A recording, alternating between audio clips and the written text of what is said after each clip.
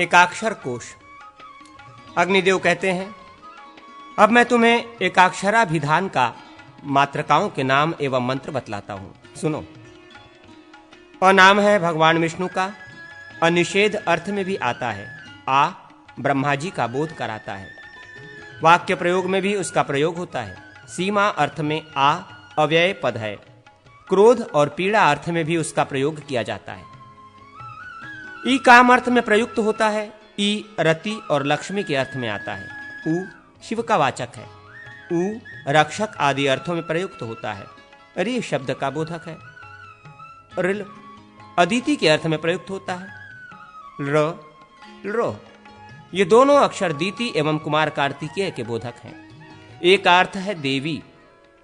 ए योगिनी का वाचक है। ओ ब्रह्मा जी का और औ महादेव जी का बोध कराने वाला है। अम का प्रयोग काम अर्थ में होता है। अह प्रशस्त श्रेष्ठ का वाचक है। क ब्रह्मा आदि के अर्थ में आता है। कु कुत्सित निंदित अर्थ में प्रयुक्त होता है। हम ये पद शून्य इंद्रिय और मुख का वाचक है। ग अक्षर यदि पुल्लिंग में हो तो गंधर्व गणेश तथा गायक का वाचक होता है। नपुंसक लिंग में ग गीत अर्थ में प्रयुक्त होता है। घ घंटा तथा करधनी के अग्रभाग के अर्थ में आता है। ताड़न अर्थ में भी घ आता है। अंग अक्षर विषय स्पृहा तथा भैरव का वाचक है।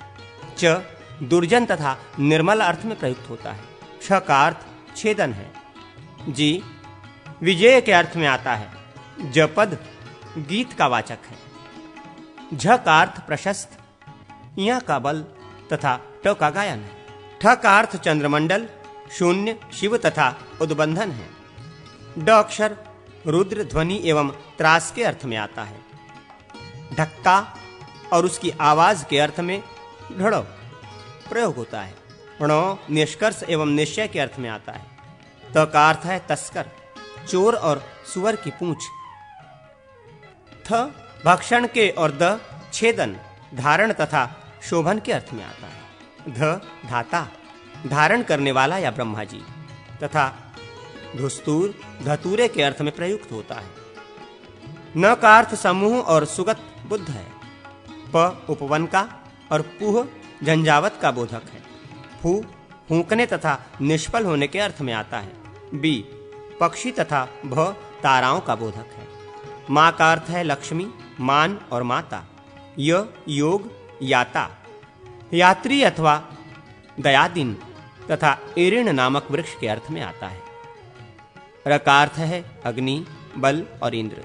ल का विधाता, व का विश्लेषण, वियोग या विलगाव और वरुण तथा श का अर्थ शयन एवं सुख है। श का अर्थ श्रेष्ठ, स का परोक्ष, सा का लक्ष्मी, स का बाल, ह का धारण तथा रुद्र और श का क्षेत्र, अक्षर नृसिंह, हरि, क्षेत्र तथा पालक। एकाक्षर मंत्र देवता रूप होता है।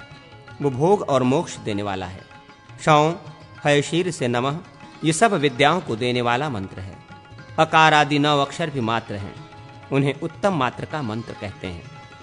इन मंत्रों को एक कमल के दल में स्थापित करके इनकी पूजा करें।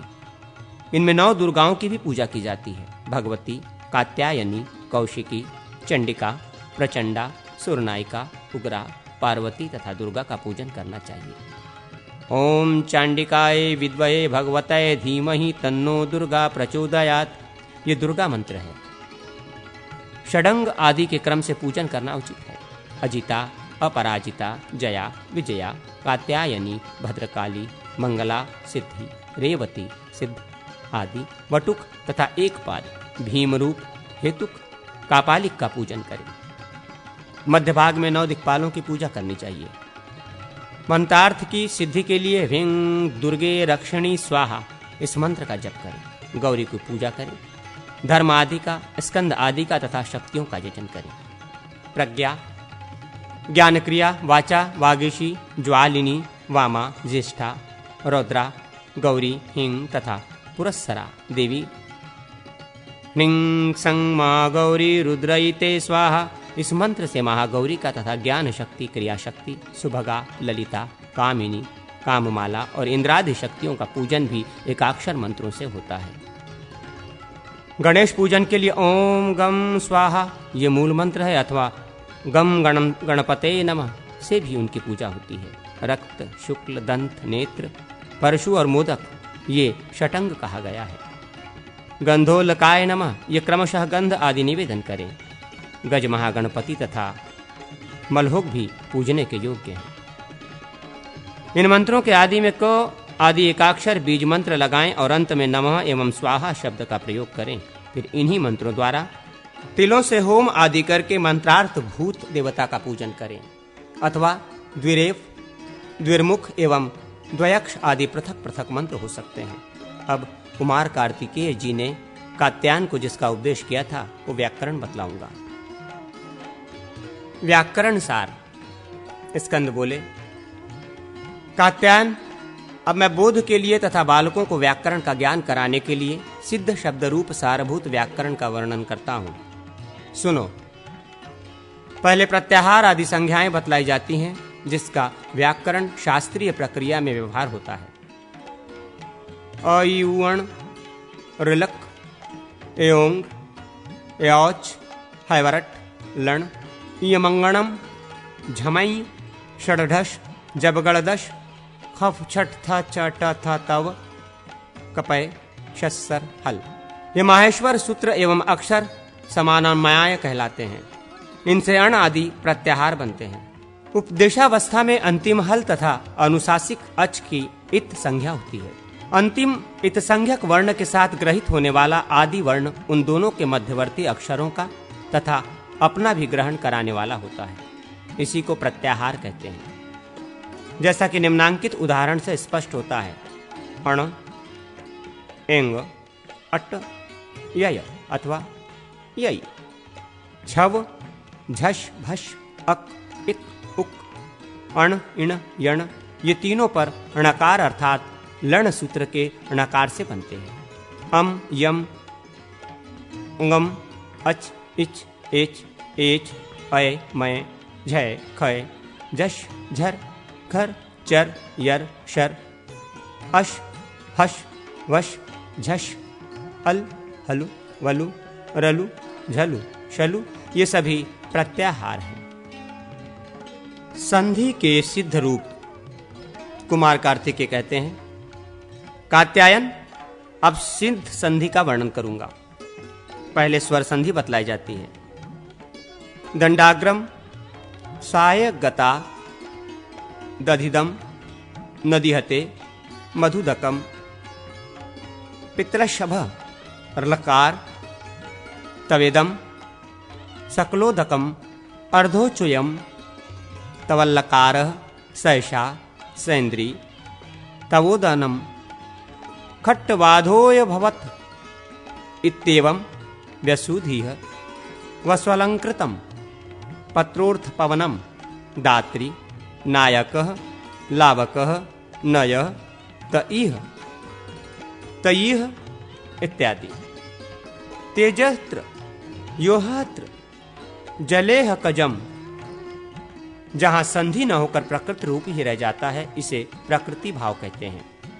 इसके उदाहरण नो, अहो, एहि, अवेहि, ई इंद्रकम, उ उत्तिष्ठ, कवि ऐतौ, वायु ऐतौ, वने इमे, अमी एते, यज्ञभूते एहि, देव इमनयः। अब व्यंजन संधि का वर्णन करूंगा।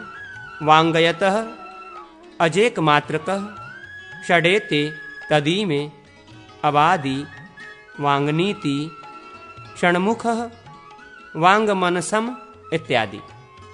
वाग्भावादि, वाक्षलक्षणम, तच्छरीरकम, तल्लनाति, तच्चरेत, कुड़ंगडास्ते, उरगणीयः, भवांशरन, भगवांशशात्रः, भनवाष्टिका, भनवाष्टकः, भनवास्तीर्थम, भनवास्थतेत्याह, भवान्लिखा, भवाञ्जय, भवाच्छते, भवान्यशेते, भवान्यशेते, भवाण्डिनः, संभर्ताः, त्वयंगरियशति इत्यादि।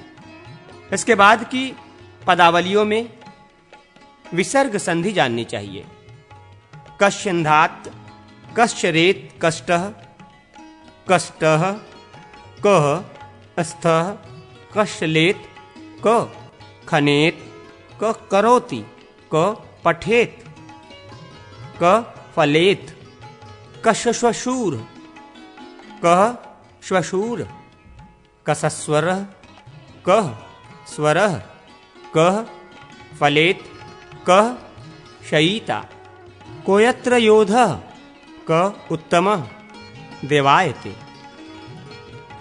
भोइः स्वदेवायान्ति, भगोव्रज सुपूः, सुदुरात्रिरत्र, वायुर्याति, पुनर्नरहि, पुनः राति, सयाति, सैष याति, को इक्ष्वर्ः, ज्योतिरूपम, तवच्छत्रम, मलेच्छ घीः, छिद्रमान्नाच्छिद्यत्,